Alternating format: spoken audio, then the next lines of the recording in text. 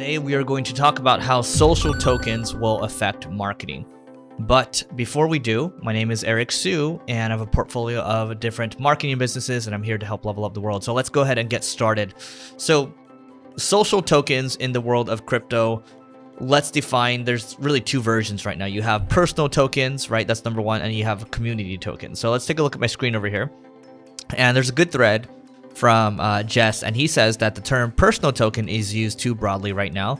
And then Kerman and Alex are not the same as Karma and Jam. So getting clear definitions on this is important. And so Alex and Kerman, so these are kind of two individuals over here. So I'll kind of highlight these. So these guys are, Alex as an example, he tried to raise $20,000 to get a trip to work on crypto stuff in San Francisco. And he was basically saying, hey, like, I'll do some services for you.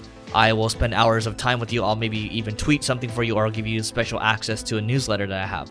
So in this scenario, a individual token, okay, is a personal token is where you can basically, you're kind of enlisting the services of someone. And in some cases, you can even do an income share agreement, meaning that, let's say someone's coming out of college and you invested them, and they say, okay, for the next 3 years, I will promise you, up to $100,000 of my earnings, right? And that's kind of doing an income share agreement. So these things are, the space is still very nascent right now, but I'm just kind of giving you an idea of what the possibilities are, okay? Now, community tokens are a little different. So you have Jam and Karma, okay? So, community tokens might give you access to special Discord channels or Telegram channels, or they might give you access to special events.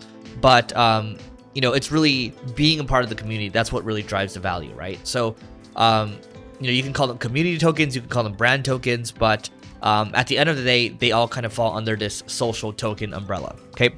So that means if I'm Nike or if I'm Coca-Cola, as an example, I can probably have a social token that's available. Those companies are a little too big. Let's use maybe like a startup as an example. You can have tokens, right? And basically the tokens will become more valuable if more people are talking about it, if more people are, if there's more utility for them, right? So if we go back to my screen over here, we could take a look at this example, okay? So this is an example of Lil Nas. I'm not even sure if I'm pronouncing that correctly now. That's how old I'm getting. But he launched a token called Nas back then and created well, this is a hypothetical example. So let's say he created 1,000 tokens, each worth $100, right? And so you can see, the very beginning, before he had his big hit, maybe they're really not worth that much, right? Market capitalization is about $100,000. But after his big hit, so let's say he did, say he said, hey, give me $100,000 to invest in marketing, this song Old Town Road, and if you do that, then I'll give you access to a private Discord server, maybe a 10-minute FaceTime and backstage passes.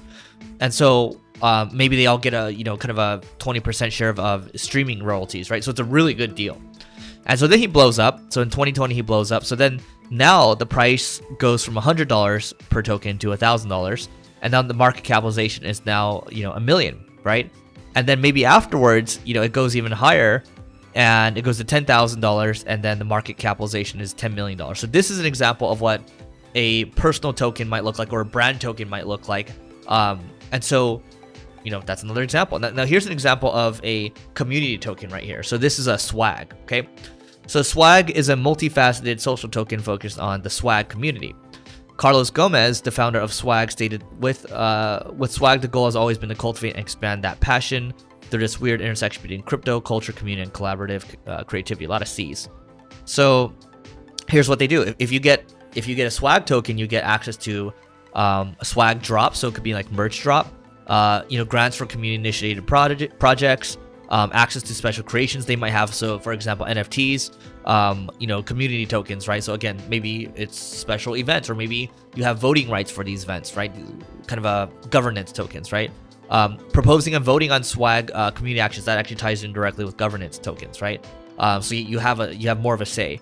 So soon holders of at least 10,000 tokens are able to propose voting actions. So there's a lot more. If you own a token, you're incentivized to kind of do well for the token, talk about the token as well, because you want it to go up in value.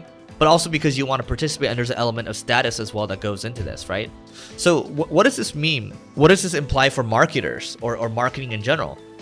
Tokens or tokens, social tokens in general, are going to be an element that I believe will be included as we move into this kind of decentralized world, right?